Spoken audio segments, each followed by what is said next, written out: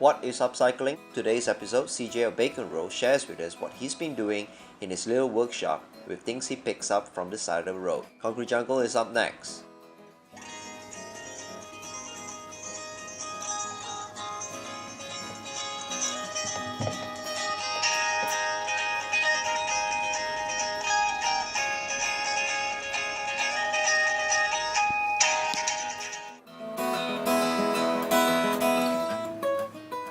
Hi CJ, welcome to the show. Hi, thanks for having me. Yeah.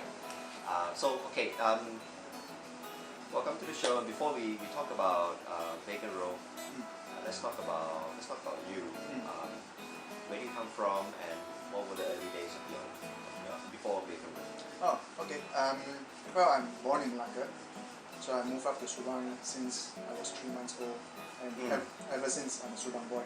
Okay. Born and bred Subang. So, well, as a kid, before Baconroll, actually, I am still a graphic designer. Studied graphic design, and well, as a kid, I think even as a kid, I like to start making things. It all started from simple Lego blocks, then up to from 1 to from 5, from 3, you got Kamayan, so things like that. So I'd be like, I always enjoyed woodwork, like carving it. So you used to get like A's or not A's lah, but I mean I used A plus, not A, but A plus. A plus, oh yeah, it's okay, no, not that, so yeah, I'm always intrigued in it, and I guess it also runs in my family as well. My cousins, they've always been very good with their handiworks. They also score a lot when they come to Kamayan Below, making things out of clothespin or whatever, I guess I got my early influences from there. So yeah, that's about how it goes around. Then of course, I think Baconroll kind of sort of connected with what I do on my day job as a graphic designer, in terms of designing things for people to use, functional things. So it sort of kind of applied to a different spectrum, which is now into 3D product instead of like packaging or even posters or web design for that matter. Yeah. So you've always been dabbling around, but were you like making things to sell, or was it making things for your mom or something like that? Yeah, it's always been for personal use. Like I need a bookshelf or small book rack. Yeah, just you will build your own book rack? Yeah, just a small one, Yeah, just a small tabletop book rack, a simple one, nothing big, key hanger, things like that. But of course, I don't have a lot of tools before Baconroll, right? So most of our stuff is again is already pre-cut, things that people dump out. So I just nail them together. So it doesn't require a lot of hand saw. That's the maximum. That's the only tool I have. And hand saw, hammer. That's it. And this was when? High school. Then after a while, after that I stopped messing around with that thing for a while. Concentrate more on designing. Kind of like, because back then I was still searching for what I want to do. So I thought I always loved sketching, drawing. I always attracted to poster designs, especially music poster designs. So I pursued graphic design full on instead of working on this. I never thought I'll end up here anyway. So yeah, so I went for something more realistic, which is graphic design. So was it that? So that was your choice to move into graphic design? Yeah. So it was like parents did not say, yeah, let's not do this this woodwork thing. No. Parents always want me to be an engineer, so so even being a graphic designer is something. But why didn't you go into engineering then? You were interested in making stuff, No interest at all. Yeah. I mean, I'm not exactly really good at mathematics or physics, things like that. Art base is always my something passion. you have passion in. Yeah. Design work and stuff. Design and stuff. Right. Yeah. So let's talk about Baconroll. How do you? What made you decide that you want to do something like this? And let's talk about Baconroll. What is Baconroll? Well, Oh, okay, let's talk about what is Baconroll. Baconroll, we upcycle wood that we found by the side of the road. We mainly work with wood. We have some metal here and there, but not much. So even things that people discard, furniture or broken chair, we try to salvage it, and then we mix it with other wood, other product to make something else, to give it a new function. Baconroll, we believe in giving new life to whatever thing that people discard out. So that's always been our motto. Yeah, so we've been building a lot of things like unexpectedly. Like for example, it's our luggage chair. That was one of the highlights. Even at Urbanscapes, that's where I met you. Yeah. At Urbanscapes, the shopping cart chair. shopping cart chair. We saw so many of them at the dump site. Right. Sitting there, rotting, about to be dismantled and crushed to be recycled. So we thought, it'd be fun. We like to push around as a kid, right? In a shopping cart, just making a chair or whatever. So those are one of the stuff that we make. How we got into Baconroll, my wife and I, actually Baconroll is both husband and wife project. We always have interest in this. We've seen a lot of stuff that people make on the internet. It's like, oh, we can make this, man, this is easy. But we always been just playing around, it's just a saying thing, like, we can do it. So come our wedding night, our wedding party, we decided to do a full-on DIY wedding party. Okay. So we built everything from our own photo booth. Using an app on a MacBook, we installed a camera so we can actually snap something and print out automatically everything, automated. So we just built the background booth, we design our own wedding cards, make it ourselves, table decos and lightings and whatever, all those things. So we threw our small wedding party, full-on DIY between me and my wife. From then on, we start playing around, the next thing we made was a sculpture for our friend. It's a logo. So we make it out of all the discarded nuts and bolts. We just put them together to spell our work, the logo of our friend's event. And from then on, we thought, why not? Let's commit a bit further in this, get ourselves a space, and build something out of it, and that's pretty much how Baconroll started. Okay. Yeah. So, but it was more for a side project, right? It's like a side thing, it's a hobby whatsoever. But so why did you choose to get a space to make this into something? What was it that you were trying to make into? And so that, I suppose, started year one, right? Yeah. We started making stuff, dismantling and cutting on a car porch at night after work. Wow. Yeah, I hate to be your neighbor. Yeah, which is why we decided to take a space up, because just the first 2 weeks alone we already felt real bad, and our neighborhood become really quiet after 8 p.m. So when we start smashing things hammering, it becomes really loud and we felt really bad.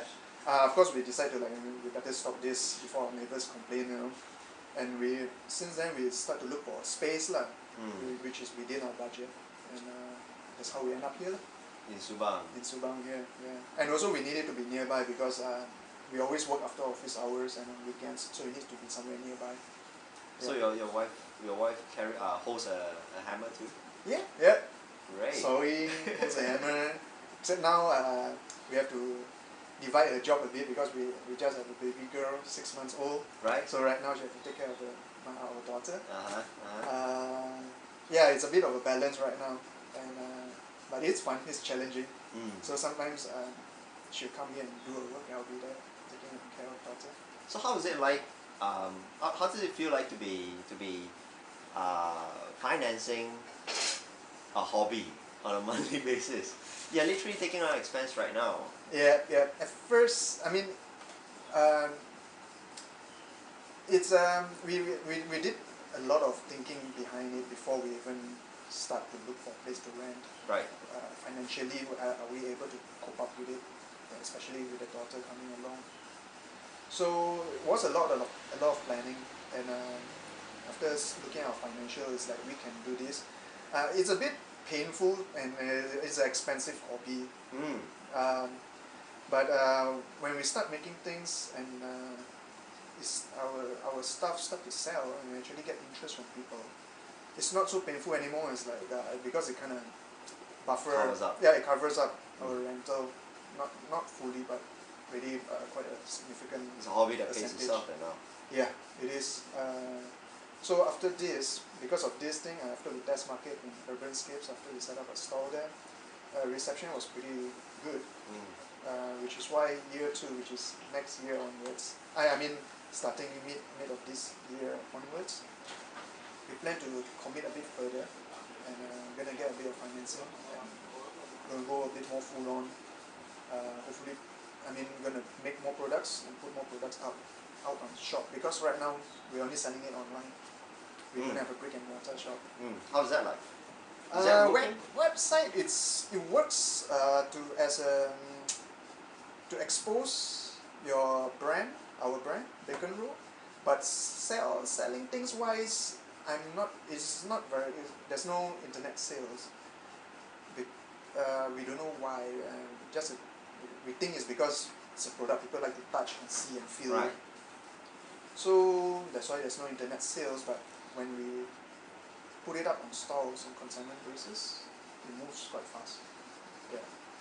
So right now you don't have some consignment? You have consigned some good stuff? We sold out all our stuff, so... So that's a good problem to have. Yeah. So I'll be spending more time in here right now to check out more stuff. Yeah. So what was the first batch of stuff that you sold? The first batch was the in Urbanscapes.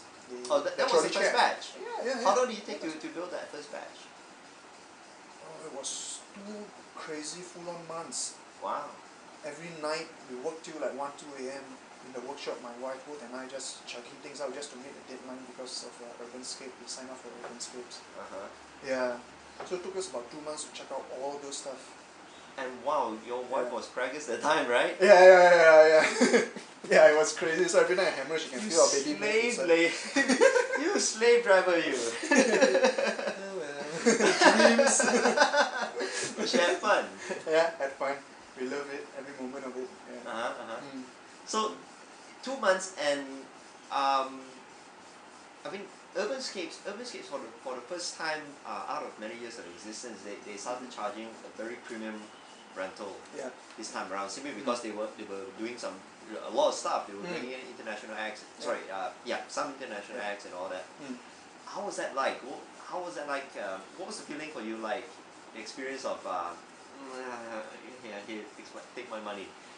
What was that like? Man. Knowing that you have 2 months of stuff. So those stuff were built specifically for Urbanscapes. Yeah. It was. What do you choose Urbanscapes to begin with? We kind of figure out that that is our target market. That we think is our target market. So we have no idea. We really need to test market to try out to see how the public respond to upcycling, because it's something totally new in this country. Is there anyone else doing upcycling besides you? Not really. We have some professional furniture maker which makes stuff out of new wood. New wood to look like pellets. Yeah, it's kind of reverse the backward of looking from what we do is that we use real pellet to make something else.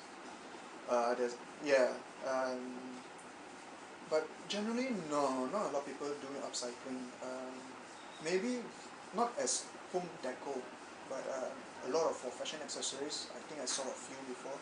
They use wires to make like nice earrings or whatever, things like that. That's as far as we see in Malaysia, the level of upcycling. So yeah. So back to Urbanscapes. Why did you choose Urbanscapes? You said that it's because the crowd was right. And then cigarettes was there. What do I get? Free 3-day pass. The 2-day pass to watch the gig. And it's just that. It's just, Urbanscape is purely a marketing decision of why we went there to try things out. Yeah, that's it. So do you know exactly what was that you wanted to build for Urbanscapes? Or not really. The way Baconroll works is we collect and we work with what we have. That's how we do things here. So normally where do you go to collect? Pallets are usually industrial park. Right. Industrial areas, sorry. There are a lot of them there. Even housing area, you can see people throw out half broken chairs or tables, which can be easily fixed. I mean, really easily fixed, but I guess people just like new things, you know. So yeah, it's usually just housing areas, industrial area, recycle junkyard, all those Besi Buruk places. Yeah, we hang out there quite often. It's a hangout spot now. Yeah, man. Yeah. Does this junkyard charge you for do they sell you the pieces? Yes, it's for they sell everything there, and also it depends on the junkyard. Some bosses are kind enough to let you hang around the whole day, walk in and out freely. Some are not so liberal for you to go in and out lah. So it all depends. Yeah. And how do you know exactly what is it that you can build? It's all by hunches, like instinct. Like just look at the thing, just stare at it and think, this could be this could be that. You know, that's practically how we work. And usually what we do, we bring it back, then we play around, just trying to match things together. It's like, put this guy on, like for example, again the chair, the luggage. We just leave it there on the chair, and it's like, it looks pretty comfy to be a chair. Just put the chair up, the cover of the luggage. I mean, stiffen it here and there so you can actually lean back. It's pretty much, it's all about playing and experimenting. Is a very important part of design process in a Baconroll. That's how we do. And of course, lots of sketches. Sketch and sketch and sketch. This thing and that. Have it in mind, take some photos, bring it back home, and we just sketch. How do we put them together? Right? And of course, the internet. Internet is where all the knowledge is. Yeah. Yeah. So don't just Facebook. Let's go out and look for things. So there's a lot of people out there that's also doing the same thing. Yes, especially in the States. In the Western, upcycling is in the very big. It's big, man. There's big so thing. many things that people make out of it, and yeah, that's how we start as well. So how do you figure out how much the items will cost? It's about how much time we spend designing and building. Even at Urbanscapes, right, some people actually say, but these are all recycled material, you sell it a lot cheaper or give it out free. But a lot of people don't understand this wood. It requires a lot of cleaning, sanding, then cutting them into the right shape, because every single piece is not the same. We have to actually customize every single one of them so that it can fit into the wood. We have to cut, sand it down. Then after sanding, cleaning, we need to put coating. It's either wax or shellac or painting. All this costs money and time. So we put it all together, plus design, plus construction, and we get a rough range, which is not too much. That's how we come up with the pricing. On average, what's the price that you normally work with? On average, for example, the table lamp that you're selling at Urbanscapes. The table lamp on average we sell about 100 ringgit for each table lamp, because every one of our product is one of a kind. Yeah, one of a kind. It's one of a kind. We can't duplicate it. We can, but we choose not to. We want to make it unique. And so for table lamp, 100 ringgit is pretty decent. It's not, and it's on par with IKEA table lamps, but those are mass manufactured too. So we can't really compare pricing wise. So that's how it goes. Hi, it's Patrick and welcome to the ConcreteJungle show.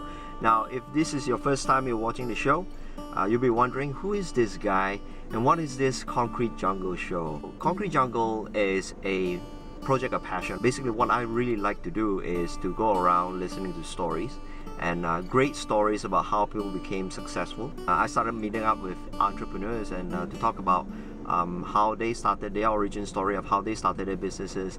I've met up with people that were not business people, but people who wanted to just start a project to make a dream come true, and that's what the show is all about. So I do this on the side. Now, I do have a day job. I'm a bag maker. I design and I make some really incredible urban bags, and you might want to check that one out. Now, if you like this show, if you feel that the show is beneficial to you, now help us out. There's 3 ways you can support us. One will be to go to our Facebook, like our page, or go to our YouTube channel and subscribe.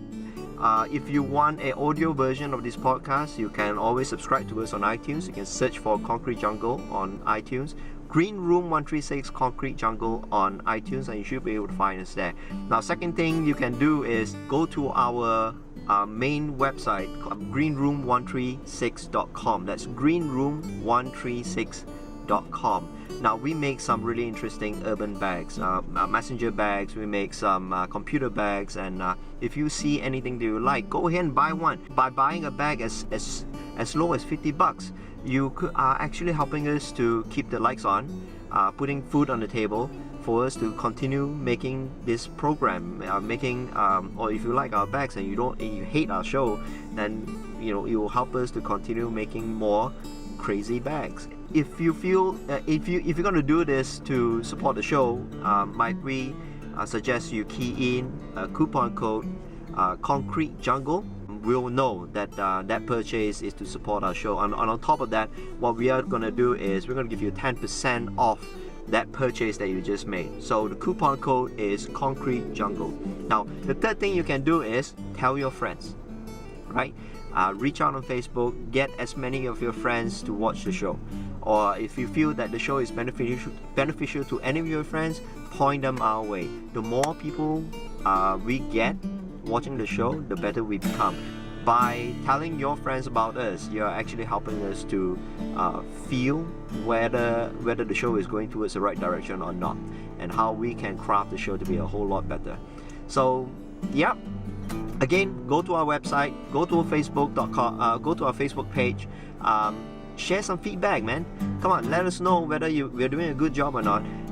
Share your feedback about certain shows and what those shows has done for you, or how those shows has become beneficial to you. Be interactive, right? So, yep, that's what I have to say, and let's go on with the show. So, what were the other like Urbanscapes? Urbanscapes is a wealth of feedback.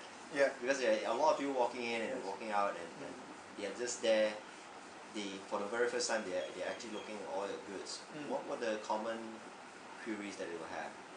What was the common response that you normally get? A lot of people, first of all, they don't know what it is. It's like I haven't seen it before. It's really unique. Then they'll start to, and after that they'll start to appreciate. Oh, this is really cool. I really like this thing here and there. Then when they come to asking for price, most of them will just go, yeah, maybe I'll come back some other time. Because you spend a lot of time just to make one piece. It is so a lot it's of time, no longer a piece of furniture. It's actually it's a work of art. Maybe it all depends on the eye. It's all individual definition what is art. For me personally, I try not to say it's art because personally for me art doesn't its form follow function. Whereas whenever I do my design of Baconroll stuff, it's always function that comes first. We always think of function, how people interact, how they use it. Then only we think about how we make it look aesthetically nice and things like that. So for me personally, it's not art per se. It's a bit borderline, I would say. It's more of design, leaning towards design side. Yeah, product design, if you want to call it. Yeah. So what are you working on right now? Right now, I'm working on another luggage chair, which it's in the works right now. We're painting it. We're gonna start assembling it together soon. Yeah, that's what we're working on now, and I'm working on the next thing, which is I found this. Okay, let's bring it up for the camera. I don't know what this is. I think it was a chair, base of a chair. So I'm planning to make a small coffee table out of it. I'm gonna get this sandblasted, clean it up, everything. This one I need to bring it out for people to work on. The cool thing about this is it can go up and down just by screwing it.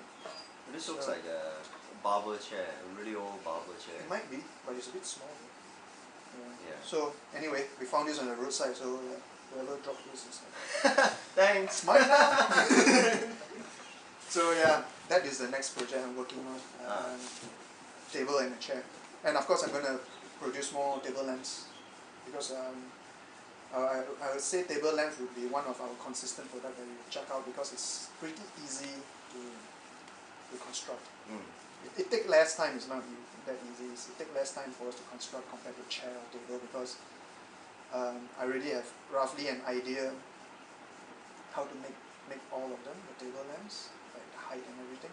But chairs and tables, that one's all based on experimental, and it's all about trial and error and building these things. So it could take how long could it take for you to come up with one item? Table lamps, I guess. Table lamps should be quite quick, right? Yeah. It's just figuring out. You already have the concept. You're figuring out what is it you want to put in. Yeah.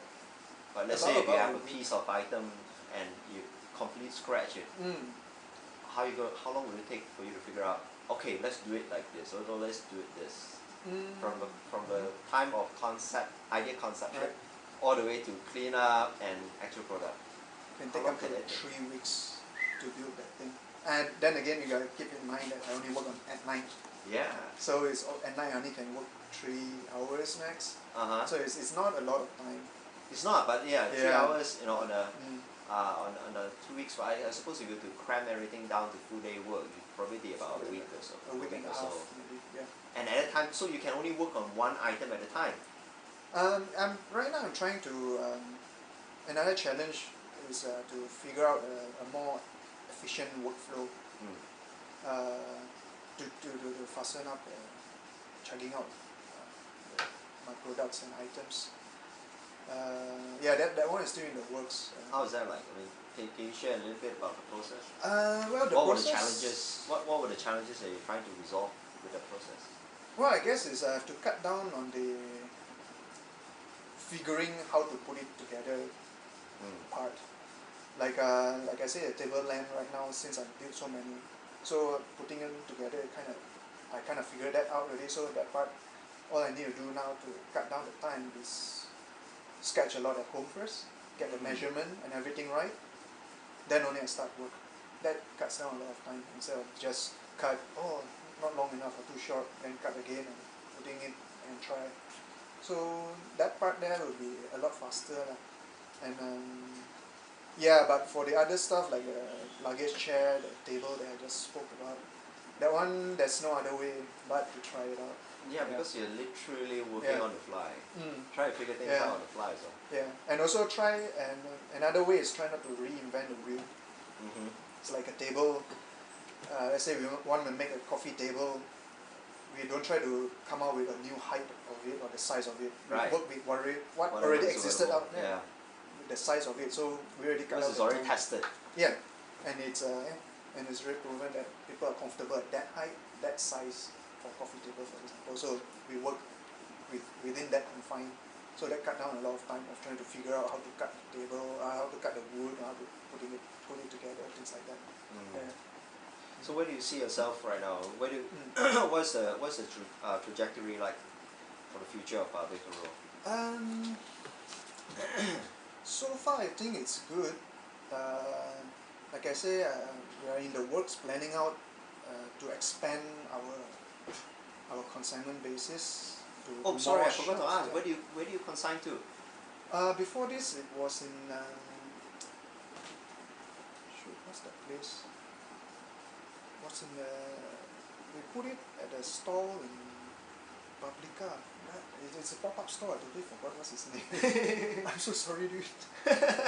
How do you find him out? How do you get hold of him? Just walk in and ask them, and it's like, you take consignment. And they will say, we take consignment. Here's the price, the percentage we take out of it. And okay, we'll send them photos or stuff they're interested in it. We just put it up there. But this consignment, like I said, wasn't a lot of things. Just three, 4 table lamps, and it just sold out after a while. And what was their reaction? They're really happy about it. It's like it's also very surprised they see it. It's like, I haven't seen this thing before. Yeah, I mean, looking at that, it's a boost. It's quite a motivating thing. It's like, oh, sold out so fast and get a good reception, and so it's a good motivation for us to go. Like, It worked. yeah, it worked. Yeah. So right now we're trying to go for something more permanent. Look for people who have a permanent shop out there, so we can put our stuff there all the time. If it runs out, we can put that again. Yeah, we're identifying a few spaces right now, so we'll keep you guys up to date on Facebook, on our Facebook page. Yeah. So when do you coming back? Where do you foresee yourself? Where's the trajectory of Baconroll? Would it still be small and nimble as what it is right now? Yeah, that's what we plan, to keep it small,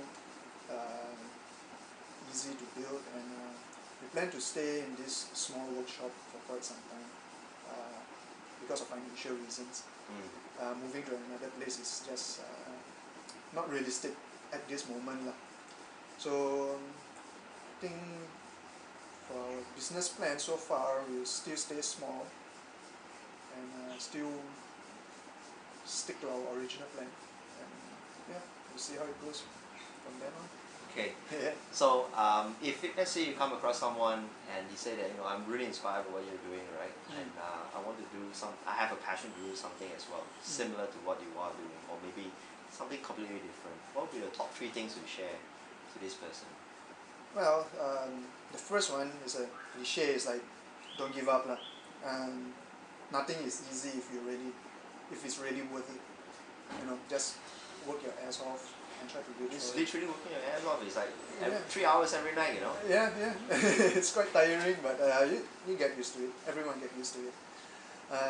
The second thing is, if you're really passionate about something, go for it. And last time I used to ask myself, like, how do you know whether it's passion or not?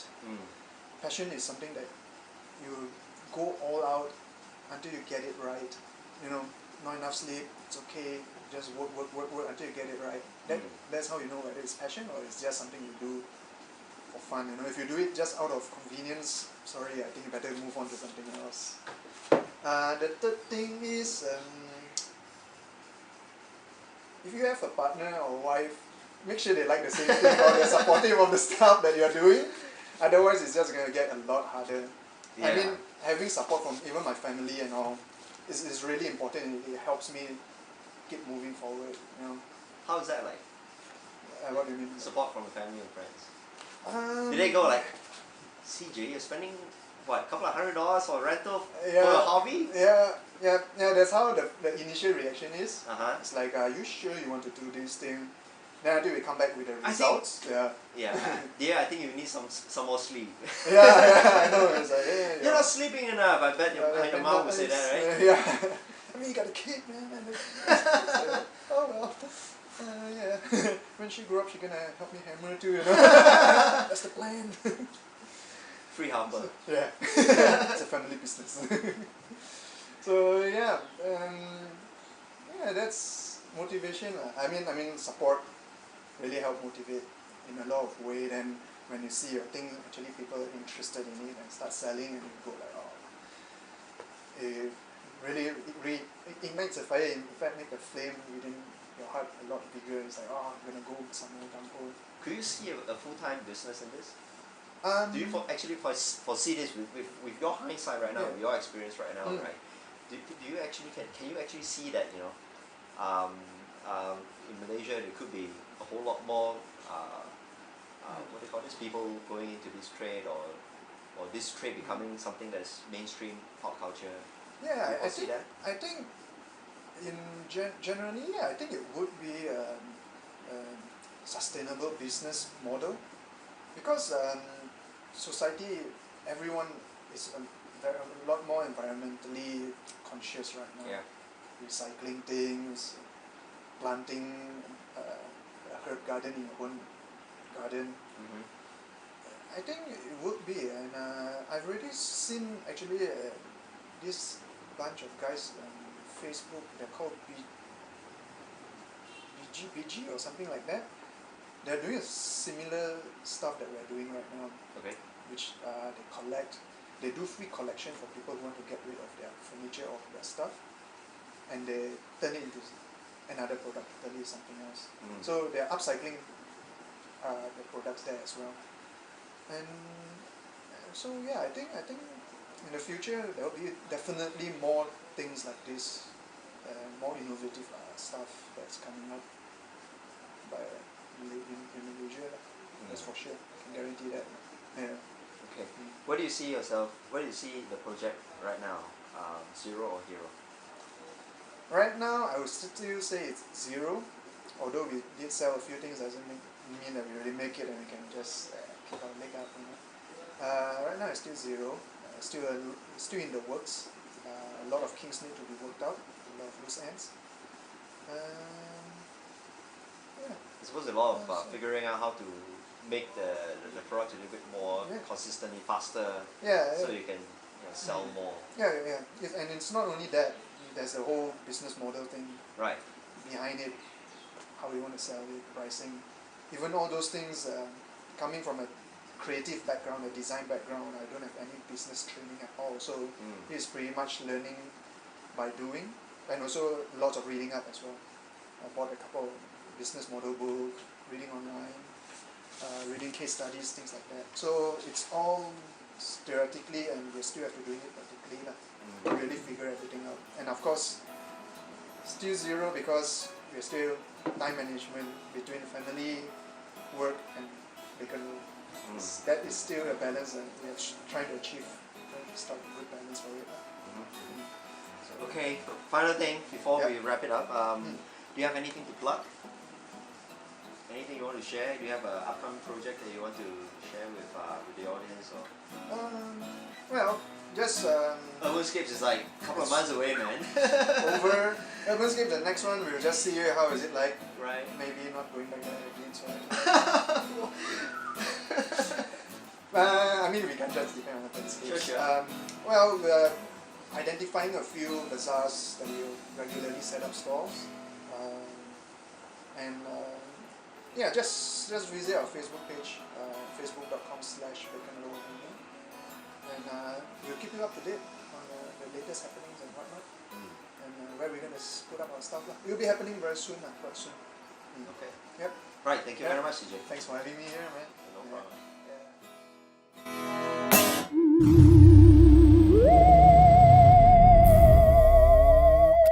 Boom!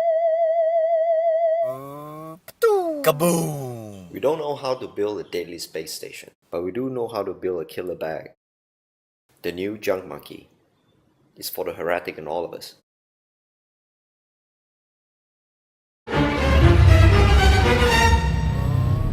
Kaboom! Kaboom! Boom! Boom!